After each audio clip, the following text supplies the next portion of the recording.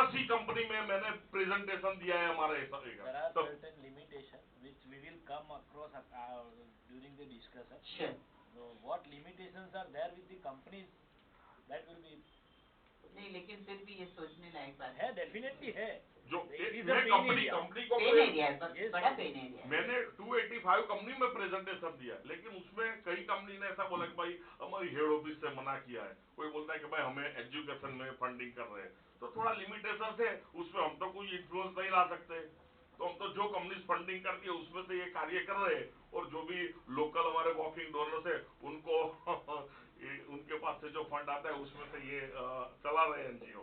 लेकिन मैंने बोला कि एक भी हमारा वो डायग्नोसिस वाला है, अभी ये भी कंज्यूमर प्रोटेक्शन एक्ट में रखा है, तो कोई भी आदमी सिविल हॉस्पिटल में, गवर्नमेंट हॉस्पिटल में आता है तो बोलते हैं कि भाई एमआरआई कराओ, सीटी स्कैन कराओ, एब्डोमिनल सोनोग्राफी कराओ, एएनसी कराओ, वगैरह कराओ। तो कहाँ जाएंगे वो लोग? 6-7 हजार का एमआरआई कहाँ से करवाएंगे?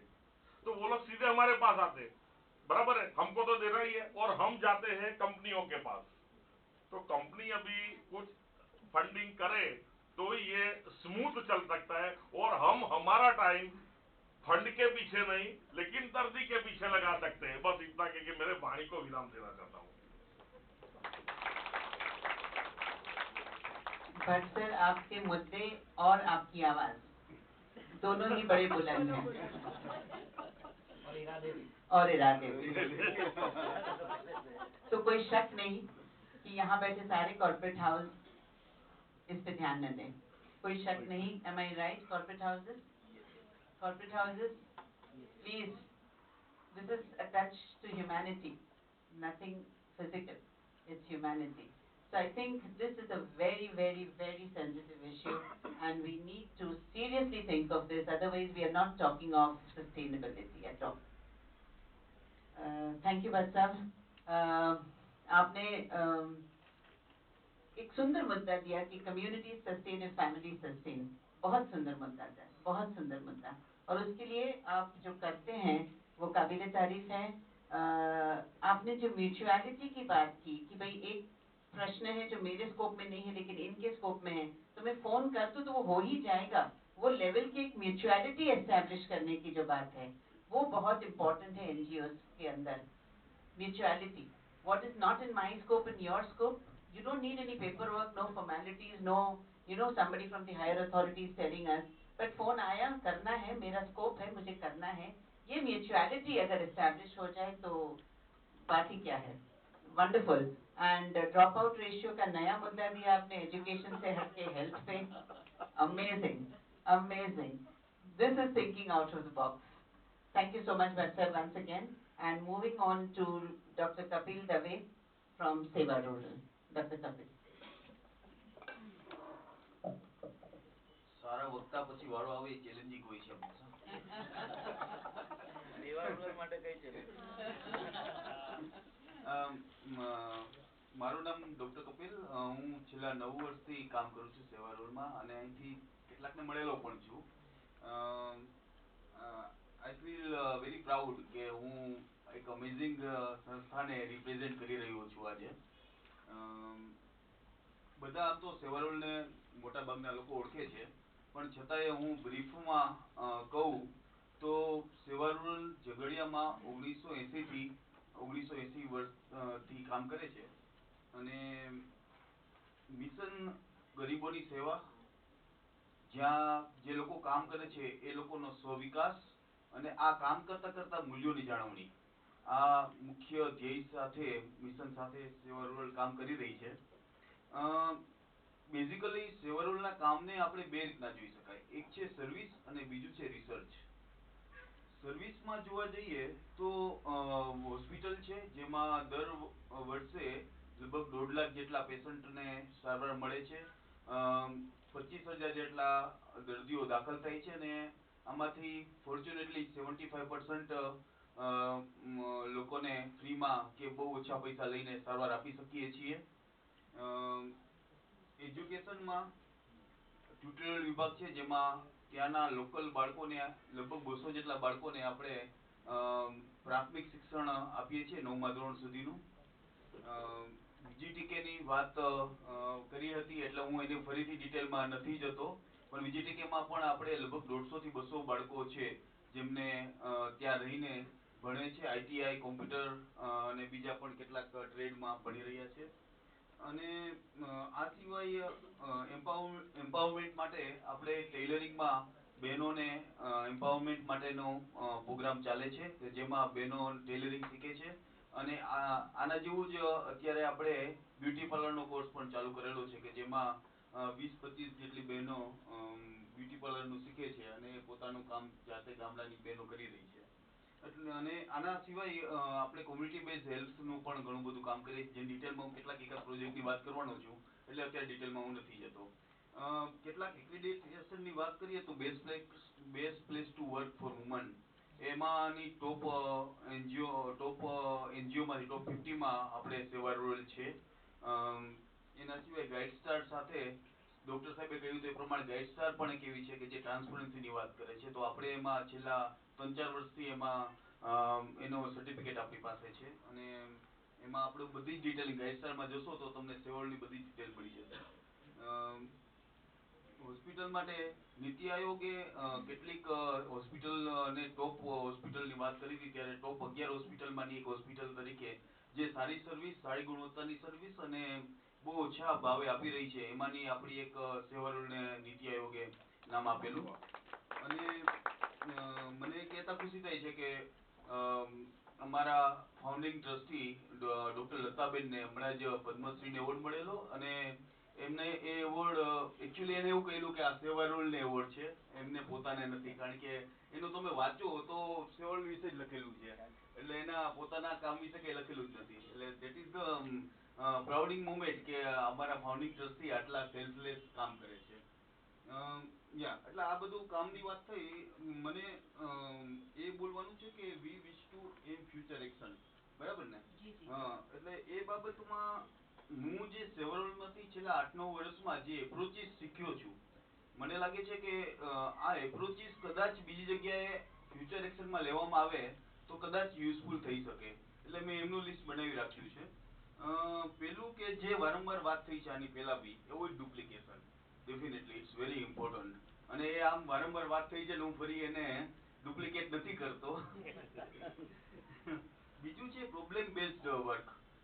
મને એવું લાગે છે કે સેવા રૂરલ પ્રોબ્લેમ બેઝડ જે કામ લે છે, પેલા પ્રોબ્લેમ હોય છે ને તો એ કામ લેશે, નહીં કે કોઈ પૈસા આપવા આવ્યું છે એટલે કામ લેવું, એવું સેવા રૂરલ ક્યારેય નહીં કરે. અને વિચ ઇઝ ધ વેરી કી. એટલે આપણે જ્યારે મને છે ને મને હંમેશા ત્યાંથી શીખવાડ્યું છે કે ભાઈ પહેલા છે ને પ્રોબ્લેમ જોવો પછી ઇન્ટરવેન્શન વિશે વિચારવું. આમ ઇન્ટરવેન્શનમાંથી પ્રોબ્લેમમાં ન જવું. એટલે પ્રોબ્લેમ બેઝ વર્ક. અને હું એનું એક નાનકડું ઉદાહરણ આપું તો અમે પેલા મેટરનલ ચાઇલ્ડ હેલ્થમાં ઘણું બધું કામ કર્યું અને એના ઘણા બધા હવે આપણો ન્યૂબોર્ન મોર્ટાલિટી રેટ 30 થી નીચે આવી ગયો છે. ગુજરાતનો પણ ઘણો ઓછો આવી ગયો છે. એટલે હવે મેટરનલ ચાઇલ્ડ હેલ્થમાં એટલું બધું કામ કરવાની જરૂર નથી. બીજી બાજુ હાઇપરટેન્શન, ડાયાબિટીસ આ બધું પ્રમાણ ખાસું વધી રહ્યું છે. એટલે અમે બધા પબ્લિક હેલ્થ રિસર્ચર છીએ અને અમારી લગભગ 5-7 લોકોની ટીમ છે આખી. તો અમને થયું કે now needs to move to NCD. અને NCDમાં મૂવ થવા માટે અમે 2 થી 3 ગામડા લીધા અને એ ગામડામાં પાયલોટ પ્રોજેક્ટ ચાલુ કર્યો. હજી અમારું ઇન્ટરવેન્શન હવે ડેવલપ થશે, પણ છેલ્લા 2.5 વર્ષથી અમે માત્ર પાયલોટિંગ જ કર્યા કર્યું. 2.5 વર્ષના પાયલોટિંગ પછી અમારું ઇન્ટરવેન્શન ડેવલપ થઈ શકશે. એટલે this much hard work is required before making some one intervention. અને એની સાથે સાથે અમે લિટરેચર રિવ્યુ કરીને દુનિયામાં જેટલા ઇન્ટરવેન્શન હોય એનું લિસ્ટ, દુનિયાના સૌથી બેસ્ટ લોકો જોડે વાત કરી રાખવી થી લઈને બધું જ. એટલે that is the hard work required to make one intervention. એટલે એવું લાગે છે કે આ બહુ સરસ એપ્રોચ છે. ત્રીજું મેઝરમેન્ટ, ડેટા.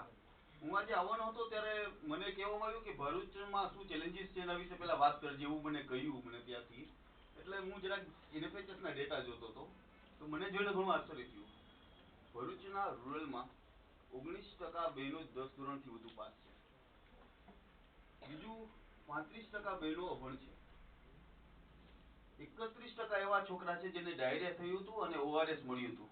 એટલે કે 70% બાળકોને ડાયરિયા થયું છે, ORS નહોતું મળ્યું. અને ડાયરિયા થાય તો ORS બહુ જરૂરી છે, બહુ સામાન્ય વસ્તુ છે. 76% ગામડાઓમાં ઇન્સ્ટિટ્યુશનલ ડિલિવરી રેટ છે, એટલે કે હજી 24% બહેનો ઘરે ડિલિવરી કરે છે. That is very high. આપણો ગુજરાતનો લગભગ 90% થી ઉપર છે, એ હું કહી રાખું. અને સૌથી બીજો એક શોકિંગ ફિગર મેં એ જોયો કે બ્રેસ્ટ કેન્સર માટે બ્રેસ્ટની તપાસ કેટલા ટકા બહેનોની થઈ છે 15-49 વર્ષમાં? 3.4%. 3.4%. એટલે પ્રોબ્લેમ તો ઘણા બધા છે જ. આપણે જરાક જોઈ શકીએ એટલે ડેટા ડ્રીવન એપ્રોચની હું વાત કરું છું કે જ્યારે આપણે કરીએ ત્યારે હંમેશા મેઝરમેન્ટ ડેટા ડ્રીવન એપ્રોચ, અને લગભગ સેવરોલે 25 થી 30 જેટલા પબ્લિકેશન કરેલા છે. એટલે ડેટા ડ્રીવન એપ્રોચ રાખવાથી ઘણો ફાયદો થાય છે. એટલે ફ્યુચરમાં પણ કદાચ થોડુંક મોટું પિક્ચર કરી અને ભરૂચમાં શું થાય છે એનું જોવામાં આવે, ગુજરાતમાં શું થાય છે એવું જોઈએ ને, તો કદાચ યુઝફુલ વધુ થાય ફ્યુચરિસ્ટિક માટે. સ્કેલઅપ અમે આઈએમ ટેકો કરીને એક પ્રોગ્રામ કર્યો હતો, અને એના સિવાયના ઘણા બધા સ્કેલઅપ થયા છે. પણ સિસ્ટમને સાથે રાખીને, ગવર્મેન્ટને સાથે રાખી અને કંઈક કરવામાં આવે છે. તો એનું એક ઉદાહરણ નાનકડું આપું તો આશા બહેનોને અમે એપ્લિકેશન આપેલી, અને એ કરતા પહેલા જે 2 થી 2.5 વર્ષ એમાં બી અમે કામ કરેલું કે આ ઇન્ટરવેન્શન કરવું જોઈએ. પછી ફાઇનલ ઇન્ટરવેન્શન બન્યું. આશા બહેનોને એપ્લિકેશન આપી, અને ગવર્મેન્ટના એ જે રિસર્ચ કર્યું હતું એમાં બધા ગવર્મેન્ટ ઓફિસર, ICMR બધાને સાથે રાખીને અમે જ્યારે કર્યું હતું, તો ફાઇનલી એવું જોવા મળ્યું કે એ એપ્લિકેશન જો આશા કાર્યકર કામ કરે એનો ઉપયોગ કરીને, જેનો ઉપયોગ કરવામાં એને જ્યારે વિઝિટ કરવાની હોય, એનું જે સેલેરી થવાની હોય, એ બધામાં ખાસ મદદ કરતી હતી. હું એને એકદમ ડિટેલિંગમાં નથી જતો, પણ એ બધું કરવા પછી ગુજરાત સરકારે ને એવું લાગ્યું કે આ એપ્લિકેશન વાપરશું તો આપણું બાકી બધું ડેટાનું એકદમ સચવાઈ જશે. બીજું કે એ પણ અમે સાબિત કર્યું કે આ એપ્લિકેશન વાપરવાથી NMR અને IMR ઘટે છે, કારણ કે બાળકોને સારી સર્વિસ મળે છે, સર્વિસની ક્વોલિટી પણ સારી થાય છે. એટલે એ જોઈ અને સરકારે એને આખા ગુજરાતમાં ઇમ્પ્લિમેન્ટ કર્યું, અને પછી યુપી સરકારને પણ એમાં રસ લાગ્યો, અને અત્યારે યુપી સરકાર પણ કરી રહી છે. એટલે અમને વાતની ખુશી છે કે લગભગ 30 કરોડ લોકો સુધી અમારી જે આખી જે બનાવ્યું એનો લાભ ત્યાં સુધી પહોંચશે. એટલે એનાથી ચિરંજીવી યોજનામાં પણ અમે ખાસું કરેલું, અને આવી બીજી ઘણી બધી જગ્યાએ આઈ માટેનું ઇન્ફેક્શન કંટ્રોલ નું પણ ખાસું કરેલું. એટલે સ્કેલઅપ, કોઈ બી પ્રોડક્ટ બનાવીએ ત્યારે એનું સ્કેલઅપ વિશે પહેલેથી જો વિચાર કરીશું ને તો એ કદાચ વધુ ઉપયોગી થાય. સરકારને સાથે રાખવામાં કેટલીક ચેલેન્જીસ હોય છે, પણ એ રાખવાથી બહુ મોટો ફાયદો થાય છે. એ પ્રોડક્ટને મોટો ફાયદો થાય છે, લોકોને વધુ ફાયદો થાય છે, બેનિફિશિયરીને વધુ ફાયદો થાય છે.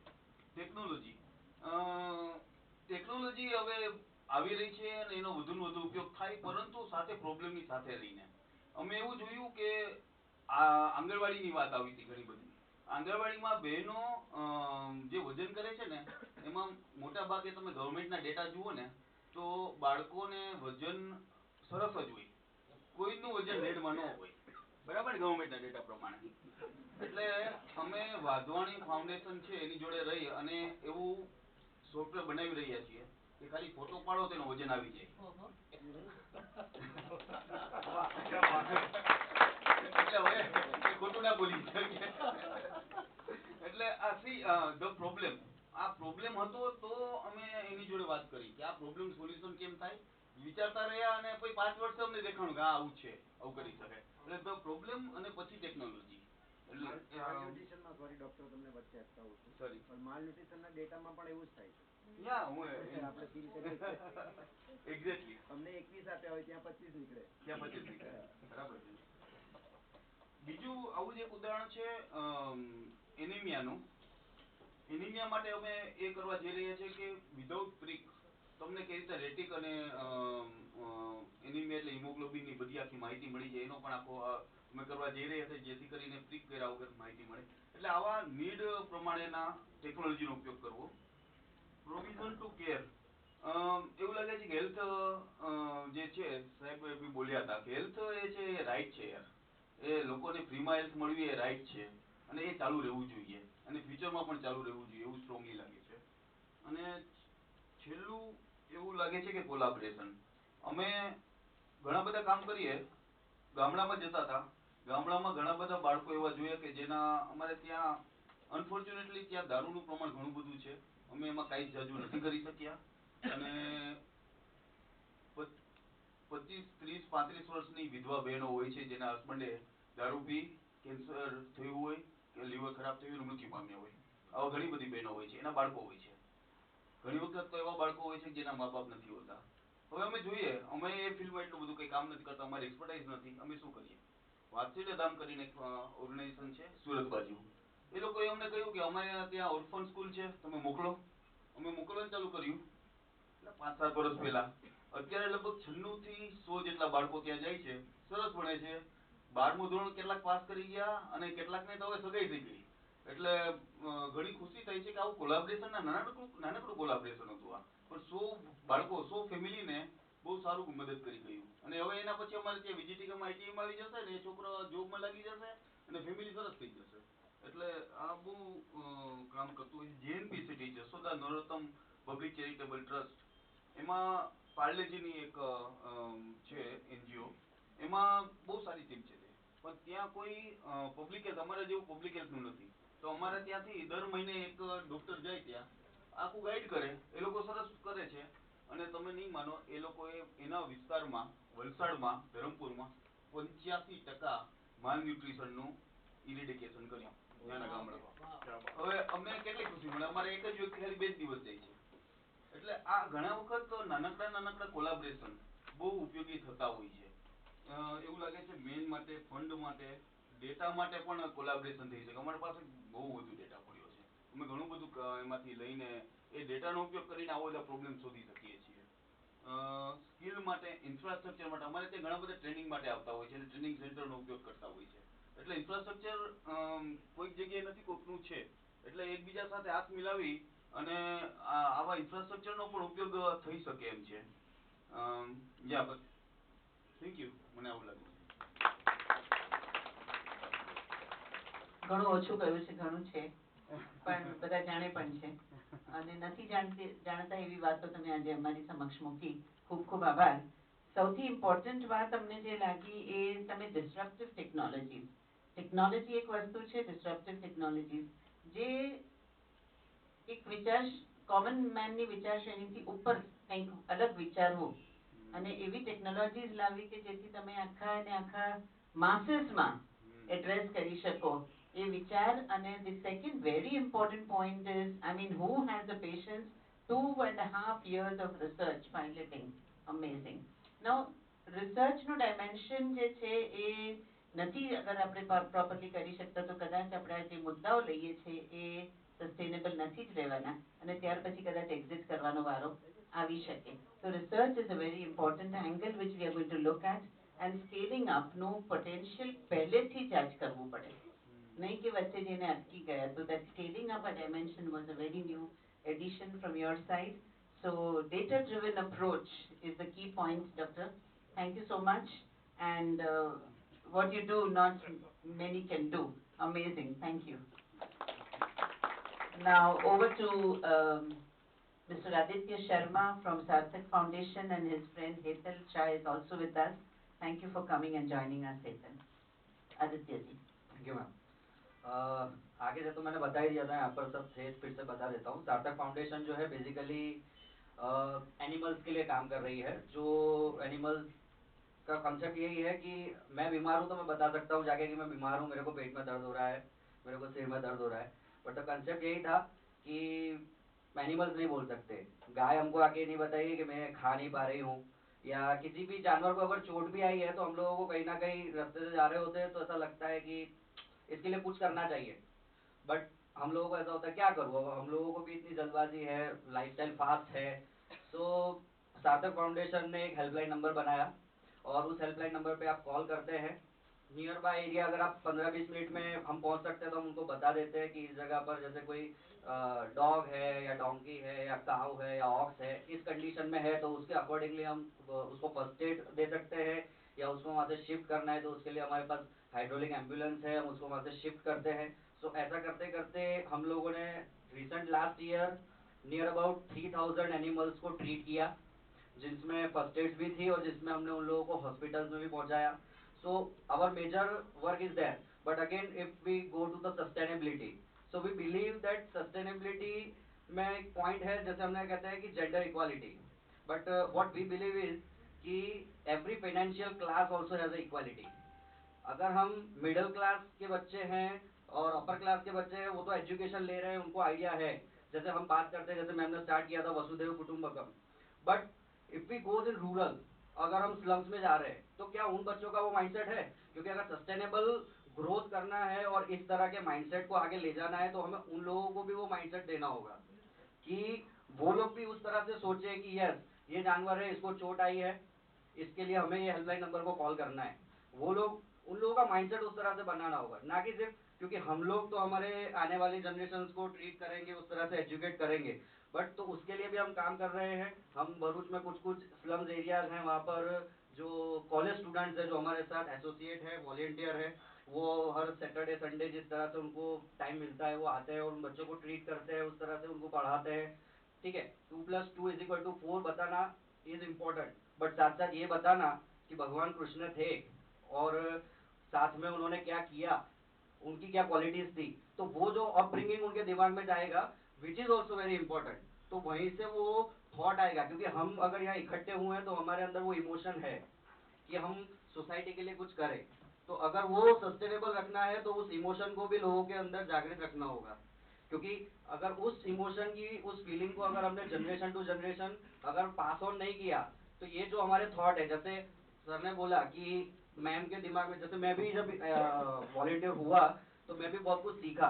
मैं सेवा रूरल में गया, वहाँ झगड़िया, तो मैंने वहाँ जाके सीखा, मैंने देखा। तो क्या है कि हम लोग और बहुत सारी स्किल्स डेवलप कर रहे हैं इन सब चीज़ों से। तो ये कोई अनप्रोडक्टिव एक्टिविटी नहीं है। तो सस्टेनेबल पे हम लोग उस तरह से काम कर रहे हैं। उसके साथ साथ अगर सस्टेनेबल देखा जाए तो ऐसा नहीं है कि कोई काम नहीं कर सकता है, कोई कर सकते हैं या नहीं कर सकते। उसका एक एग्जांपल देता हूँ, स्पैरोज, हम सबको पता है। अब स्पैरोज हमारे लिए कितनी इंपॉर्टेंट है हमको पता है। वो हमारे आसपास ऐसे इंसेक्ट खाते हैं जो कि छोटे मोटे पेड़ पौधों को सड़ा देते हैं। और उसको कौन खाता है? गाय या डॉग या जो भी एनिमल्स हैं। तो चेन देखिए, अगर हमने स्पैरोज को बचाया तो वो डॉग्स नहीं बीमार होंगे, वो काउस बीमार नहीं होगी। तो वो जो चेन है, और हमारे बच्चे भी बीमार नहीं होंगे, हम भी बीमार नहीं होंगे।